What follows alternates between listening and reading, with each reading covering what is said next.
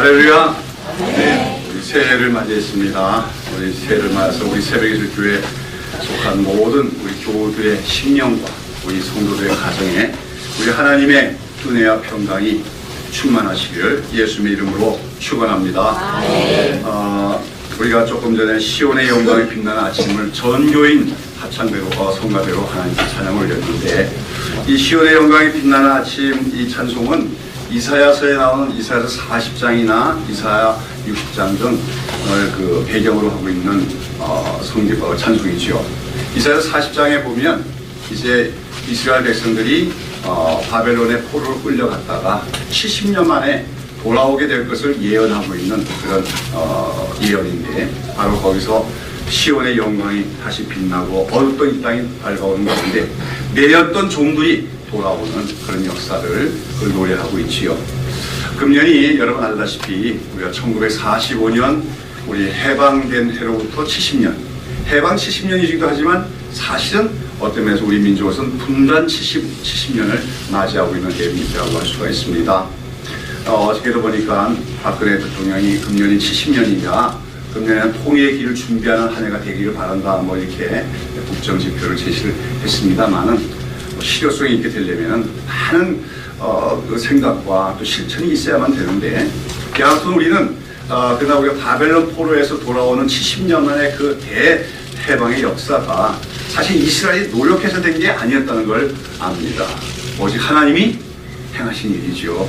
정말 이스라엘 백성들은 바벨론의 포로로 끌려가서 자기들이 다시 조국 땅으로 돌아갈 것이라고는 도무지 상상도 못하고 어떻게 보면 낙담하고 살아가고 있는데, 갑작스럽게 세상이 바뀐 겁니다. 갑자기 뭡니까? 그 바벨론이 멸망을 당하고 그 바벨론을 정복한 페르시아의 왕인 고레스가 이스라엘 백성 너희들은 너희 고국 땅으로 돌아가라.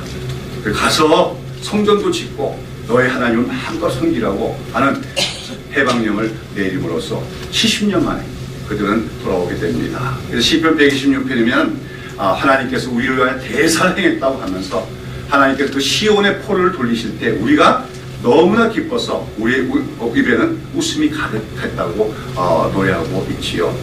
저는 이런 하나님이 행하시는 대사, 큰 역사, 정말 하나님이 주권적으로 행하시는 해방의 역사가 우리 이 민족에게 일어나서 금년에 우리가 예상치 못했던 놀라운 통일과 또 이 민족이 새롭게 되는 역사가 일어날 수 있기를 예수님의 이름으로 축원합니다. 그런 가운데 우리는 우리가 올 한 해 어떤 사건들이 있을지 모르고 우리가 예측할 수 없지만, 그러나 분명한 것은 이 새해를 맞이해서 우리 한 사람 한 사람이 더욱더 새로워져야 될 것이다. 그리고 우리 성도들은 반드시 새로워져야 된다 하는 그 뜻으로 새롭게 하소서 하는 제목으로 신년 메시지를 전하고자 합니다. 아주 오래전에 나온 영화 중에 이런 신사는 새 것을 좋아한다 하는 제목의 그런 영화가 있어서, 신사는 새 것을 좋아한다. 제가 초등학교 다니던 시절이니까 뭐 여러분 중에서는 전혀 모르는 사람 많은데, 신사가 어떤 색을 좋아할까요? 아마도 그 내용은 여자들 사귀는 그런 영화였던 것 같은데, 그러나 여하튼 신사들만 새 것 좋아합니까? 아니죠. 사람들은 다 새 것을 대부분 좋아합니다. 제가 생각하기로는 새 것을 좋아하지 않는 사람 별로 없는 것 같아요. 뭐 온 것이 신이고 옛 것이 더 좋다 하는 말도 있지만, 그래도 역시 많은 사람이 더 좋아하는 것은 새 것이 아닌가. 그래서 새 집, 새 차, 새 가구, 새 옷, 이런 것들 사람들은 갖기를 원하고, 또 그렇게 새 것을 가졌을 때 기분도 좋고 기쁘고 또 자랑하기도 합니다. 그러나 우리가 이처럼 사람들이 새 것을 갖기를 원하지만, 그렇게 좋아하는 새 것들이 오랫동안 새 것으로 남아있는 경우는 거의 없다고 하는 것입니다. 그리고 새 것을 가졌을 때 갔던 감동, 기쁨, 이런 것도 아주 오래 가지는 못하고 얼마 지나면 새 것이 곧 낡은 것이 되고 그 감동과 기쁨도 시들해지는 것이 이 세상에 있는 새 것들의 특징이 아닌가 생각이 듭니다. 그래서 그런 말이 있다 그래요. 하루를 즐거우려면 이발을 하라. 한 달을 즐거우려면 새 집을 사라. 그 다음에 1년을 즐거우려면 결혼을 하라. 참 그런 말로 기억이 됩니다만은 다 새 거죠. 이발하면 좀 새로워지잖아요. 또 새 집 새로워지잖아요. 또 결혼하면 새로워지잖아요. 그러나 이 말에 뜻하는 것은 사람들은 새 것을 얻고 나면 아주 잠시는 즐겁고 기쁜 것 같아도 그 즐거움이 결코 오래가지는 못한다는 뜻인 줄로 압니다. 그래서 우리가 성경의 구약 성경의 전도서 1장에 보면 헛되고 헛되며 헛되고 헛되니 모든 것이 헛되다고 하며 해 아래 새 것이 없다 하는 그렇게 얘기하고 있습니다. 여러분 잘 알다시피 전도서를 기록한 그 저자는 솔로몬으로 알려져 있는데 여러분 이 솔로몬은 정말 부귀와 영광을 누리면서 그는 참으로 새 것을 많이 추구했고 또 그 새로운 것들을 많이 얻기도 했던 사람이라고 할 수 있습니다. 그는 새로운 왕국을 건설했고 새로운 성전을 건축했습니다. 또 그는 날마다 연구해서 새로운 지식을 추구하여 터득을 했고 또 그는 사람들이 누려보지 못한 향락과 즐거움도 다 추구하고 누려본 사람입니다. 뿐만 아니라 그는 수많은 이웃나라들의 공주들을 자기 비빈들로 맞이해서 아주 새 여자들도 아주 많이 얻었던 사람이 바로 솔로몬입니다. 그런데 그렇게 수많은 새 것들을 가져보기도 하고 소유하기도 하고 누려봤던 그 솔로몬이 자기 인생의 말년에 뭐라고 합니까? 헛되고 헛되니 모든 것이 헛되다고 하면서 왜 그러냐? 해 아래 새 것이 없기 때문이다 그렇게 얘기합니다. 무슨 말입니까? 자기도 인생을 살아가면서 이것을 내가 새로운 것을 얻으면 이것이 나에게 행복을 주지 않을까? 이런 새로운 것을 내가 얻게 되면 내가 기쁘지 않을까 해서 추구해서 또 얻기도 했지만 그러나 그 기쁨은 잠시만이고 그러나 알고 봤더니 그 모든 것이 다 이전에 다 있었던 것에 불과하고 그 새로웠다고 하는 것도 시간이 지나가고 나면 다 낡아지고 말더라고 고백하면서 그러면서 항상 무언가를 새 것을 찾고자 하는 인간의 노력이 결국 피곤하고 허망한 것에 불과하다고 토로하고 있는 것입니다. 그렇습니다. 우리는 신사만 새 것을 좋아하는 것이 아니라 많은 사람이 새 것을 좋아합니다. 새 것에다 투자를 합니다. 그러나 이 세상에는 진정으로 새로운 것은 없다고 하는 것입니다. 진정으로 새로운 것은 어떤 거야 될까요? 그것은 진정으로 새로운 것은 시간이 흐를수록 낡아지고 추워지는 것이 아니라 오히려 날로 더 새로워져야 진정은 새로운 것입니다. 그 또한 그 새로움이 영원한 것이 될 수 있어야 진정으로 새로운 것이라고 할 수가 있는 것이요.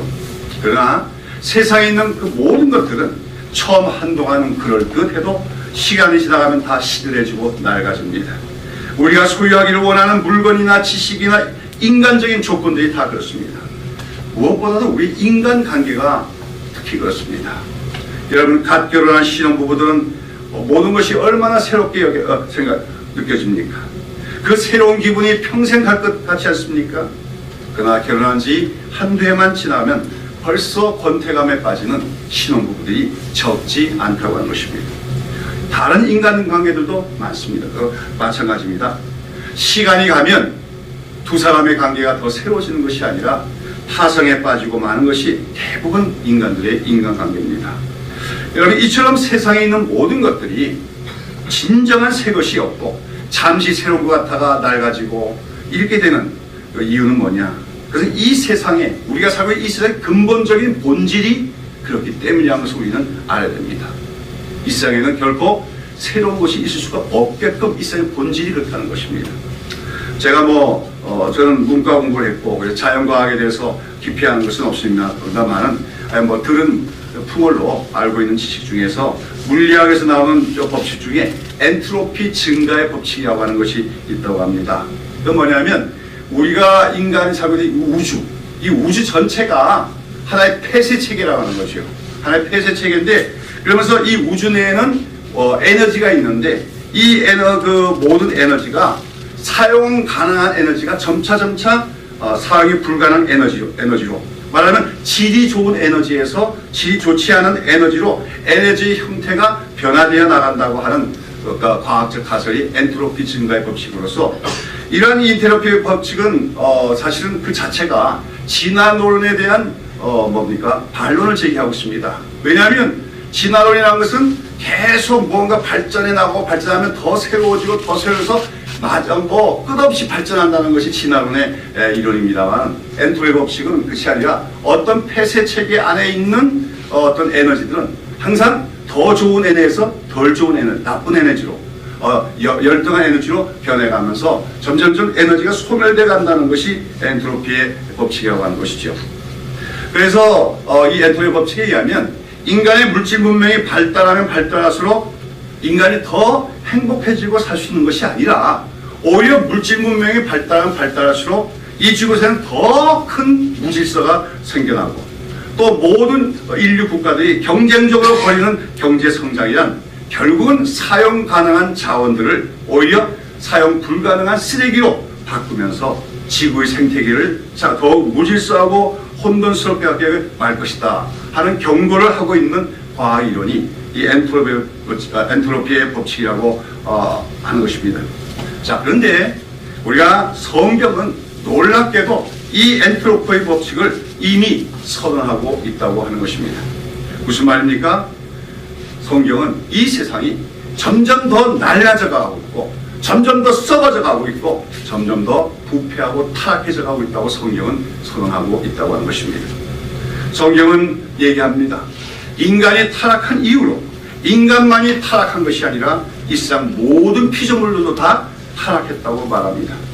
그런 가운데 사도 바울이 기록한 로마서 8장에 보면 인간의 타락 이후에 모든 피조물들, 하늘과 땅과 바다와 강과 같은 모든 피조물, 또는 무슨 동물계에 있는 동물들, 식물들까지라도 모든 피조물들이 허무한 데 굴복하게 되었다고 말합니다. 허무한 데 굴복하게 됐다는 썩어질 수밖에 없는 존재들이 되었다고 말하는 것이죠. 그러면서 사도 바울은 이 모든 피조물들이 이 썩어지는 타락의 현상에서 벗어나서 다시는 썩지 않는 영광스러운 새로운 세상이 오기를 탄식하며 기다리고 있다고 사도 바울은 설명하고 있습니다.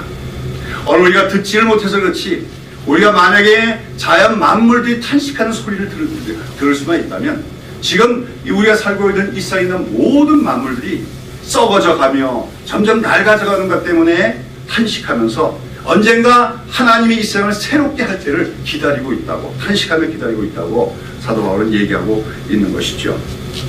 여러분, 오늘 우리가 나이를 먹어가면서 노화 현상이 생기는 것도 그것 때문입니다.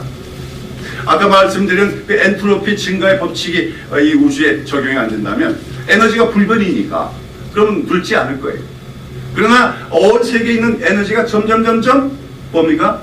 퇴화돼 가기 때문에 우리 몸에도 에너지가 빠져나가면서 그런 노화 현상이 오게 된다고 하는 것입니다. 그 모든 이유가 무엇이냐? 그것을 바로 인간의 범죄와 타락의 결과라고 성경은 선포하고 있다고 하는 것이죠. 자, 그런데 이처럼 성경은 이처럼 이 세상에 있는 모든 것이 다 나이 갈수록 낡아져 가고 썩어져 갈 수밖에 없다고 말하는 이만 하는 것이 아니라 그러나 이러한 세상에 대해서 하나님께서는 장차 모든 것들을 다 새롭게 하실 것이라고 또한 동시에 말씀하고 계시다는 것입니다. 우리는 기독교는 구원의 종교죠. 구원에 대해서 우리가 말하고 구원에 대해서 선포하고 구원에 대해서 우리가 믿고 하는 것이 바로 기독교의 우리 교리 체계입니다. 이 구원이 무엇이냐? 우리는 구원을 여러 가지로 개념으로 설명할 수 있는데 우리가 성경에서 말하는 구원의 개념을 또 설명할 수 있는 중요한 개념 중에 하나가 새롭게 되는 것이다 얘기할 수 있습니다. 구원의 반대는 뭐냐? 타락과 멸망이죠. 그건 뭐예요? 아까 얘기했던 엔트로피 증가의 법칙에서 점점 더 썩어져 가고 점점 낡아져 가고 타락해져 가는 것. 그것이 뭡니까?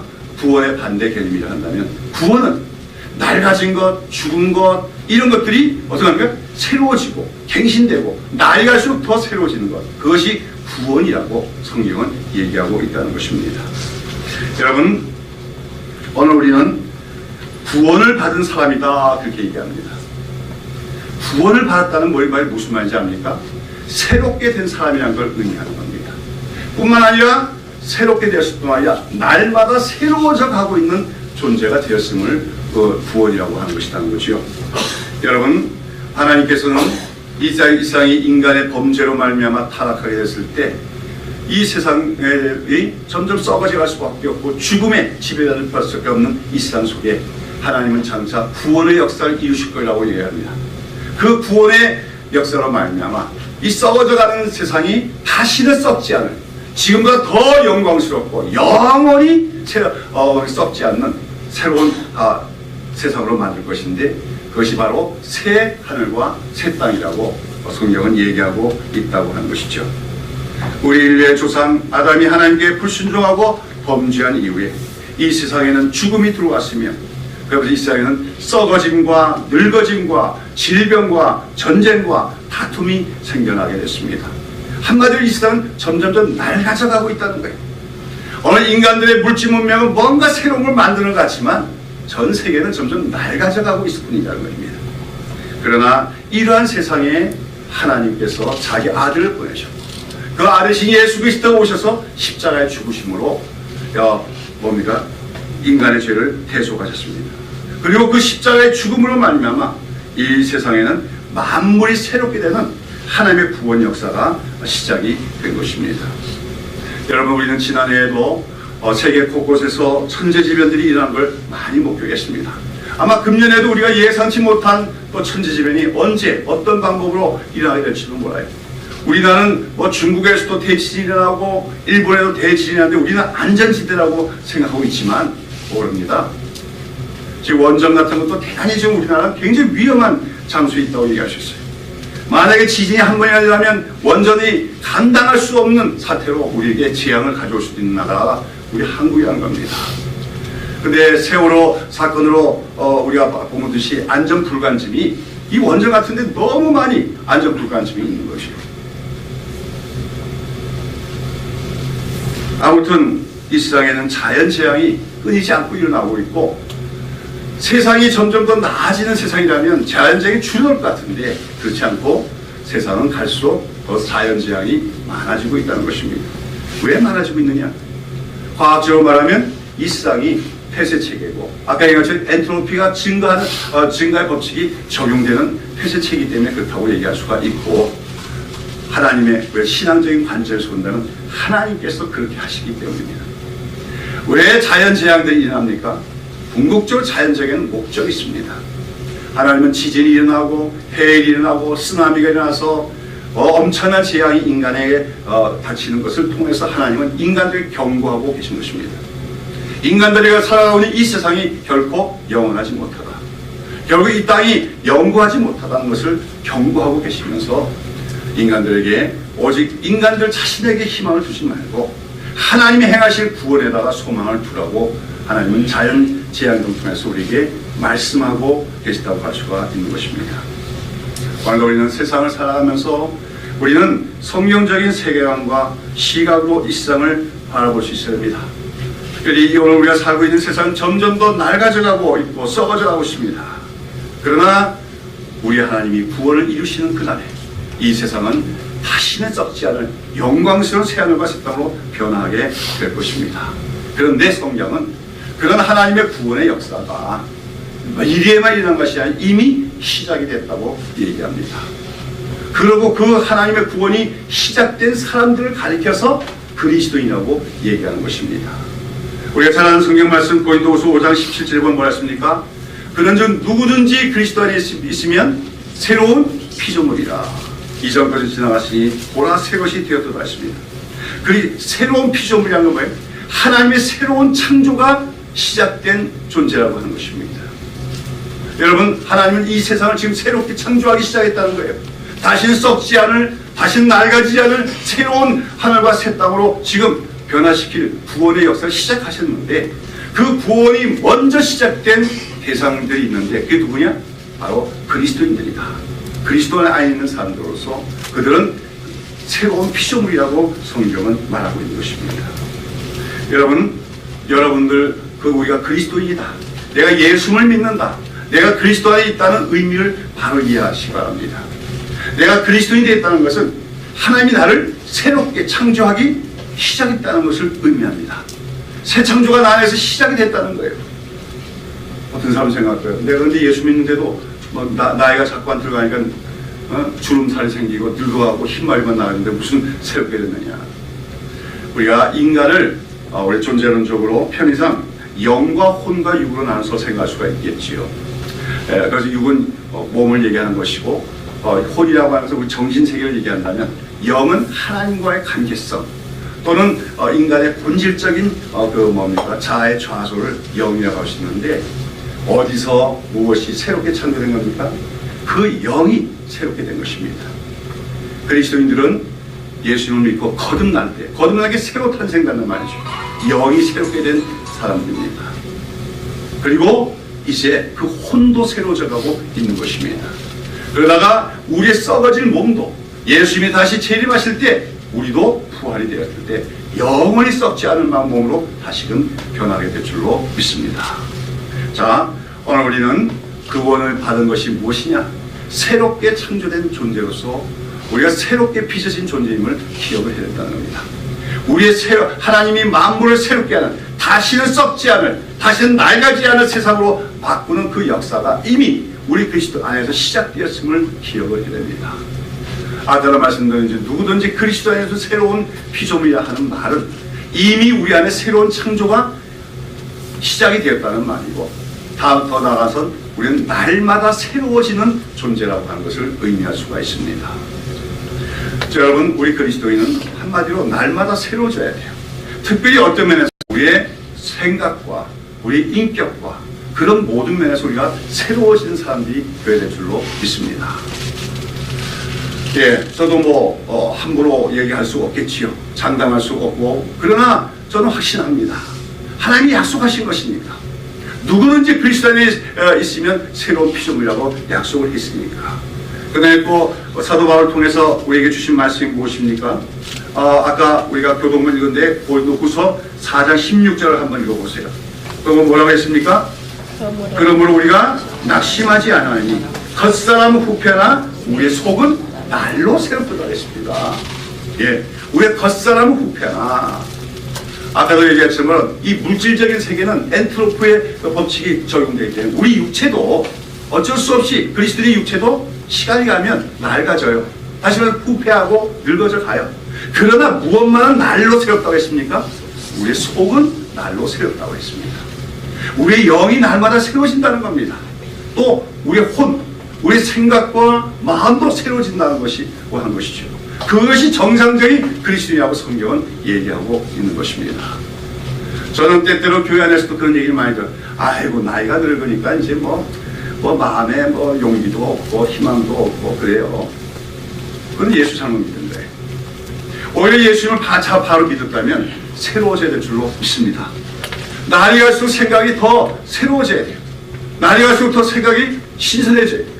날이 갈수록 더 똑똑해져야 돼요. 예수 믿는 사람이 나이가 들어갔다고 어벙해지고 사리 분별 못하고 노욕을 버리고 탐심을 부리고, 이거는 예수 잘못 믿은 겁니다. 어쩌면 그는 거듭났다고 했지만 거듭나지 않았는지도 몰라요. 왜요?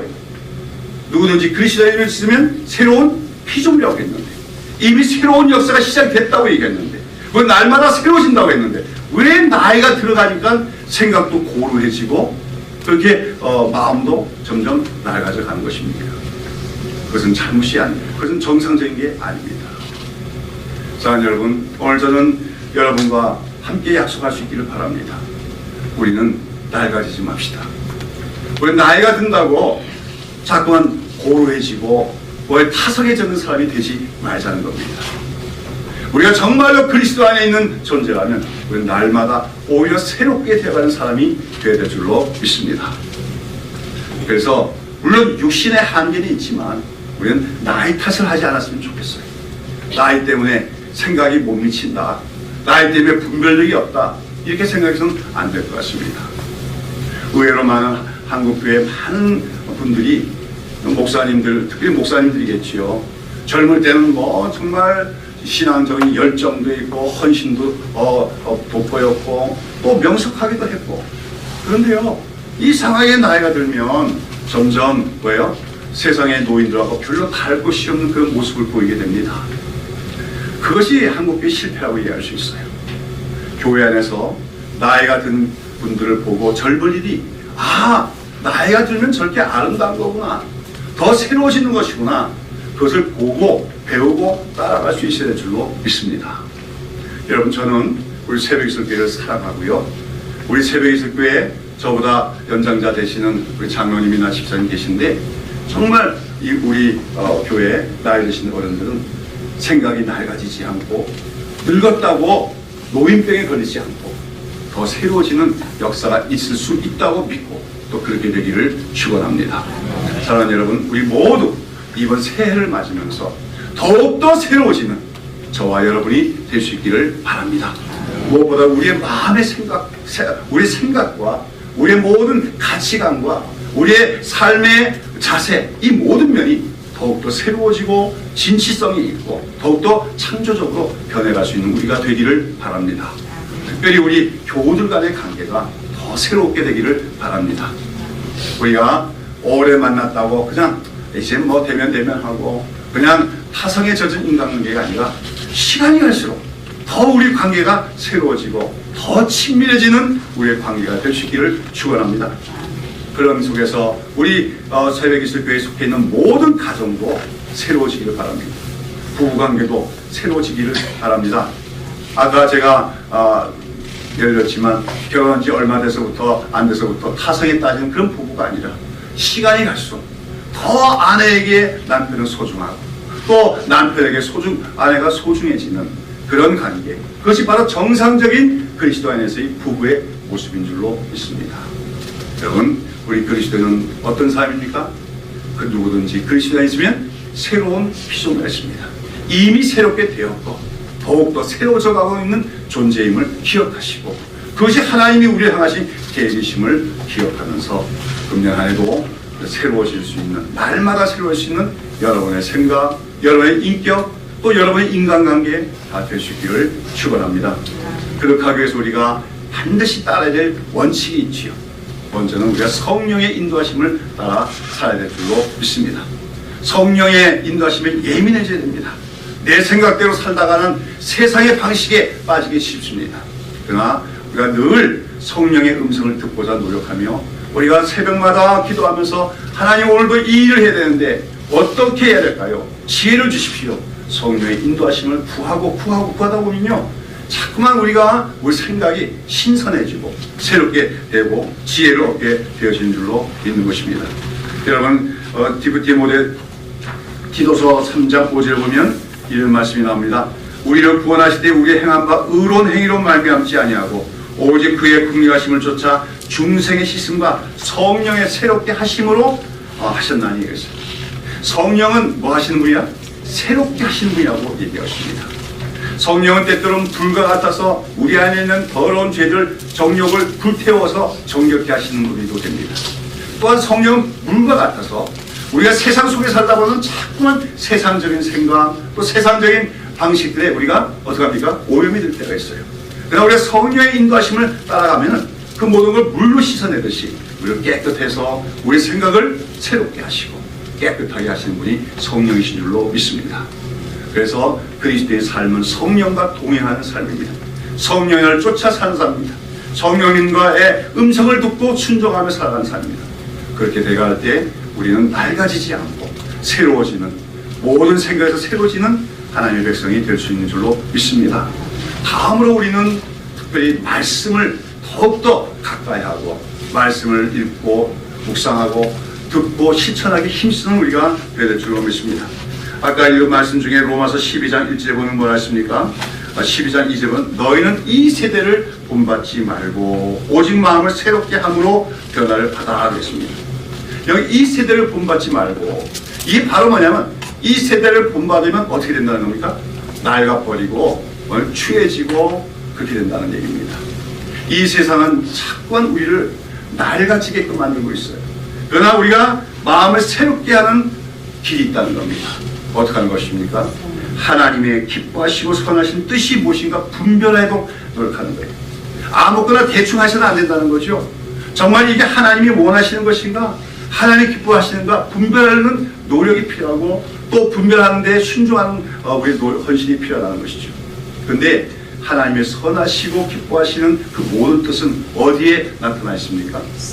성경, 하나님의 말씀이 성경이 있기 때문에 성경을 가까이 하지 않고서는 우리가 하나님의 선하시고 기뻐하시고 온전하신 뜻을 분별할 수가 없습니다. 새로워지려면 말씀을 날마다 더 읽고 더 묵상하게 힘쓰는 우리가 되어야 될 줄로 믿습니다. 여러분, 우리 새벽의 교회는 복을 많이 받은 교회 아닙니까? 우리에게는 어느 교회보다도 말씀이 가까이 있지 않습니까? 가까이 있으면 뭐합니까? 먹지 않으면 소용이 없지요. 섭취하지 않으면 소용이 없지 않습니까? 아무쪼록 금년에는 우리가 은혜와 진리를 잘 활용해서 더 많이 말씀을 가까이 하시고 묵상하고 그 말씀을 가지고 고민하면서 무엇이 하나님이 기뻐하신 뜻일까?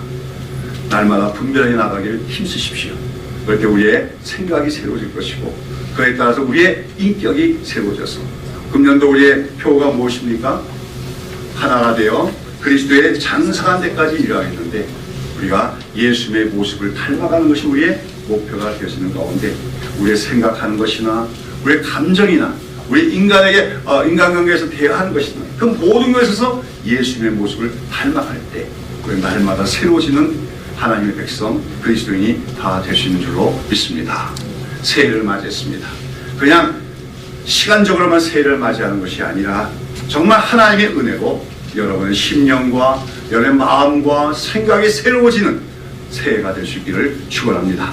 여러분의 가정이 새롭게 되어서 우리 금년 말에는 우리 온 가족이 하나님 앞에 모여서 함께 찬양 드릴 수 있는 그런 새로운 가정이 될 수 있기를 축원합니다. 또 우리 교우들 아까도 말씀드렸지만 특별히 우리 성도들 간에 정말 혼탁하고 어지러운 세상 속에서 이 교회 안에서만은 서로 위로하고 격려하며 날이 갈수록 한 사람 한 사람이 나에게 더 소중해지고 더 귀해지는 새로운 관계로 형성돼가는 아름다운 성도의 계제가 일어나는 우리 교회가 될 수 있기를 예수님의 이름으로 축원합니다.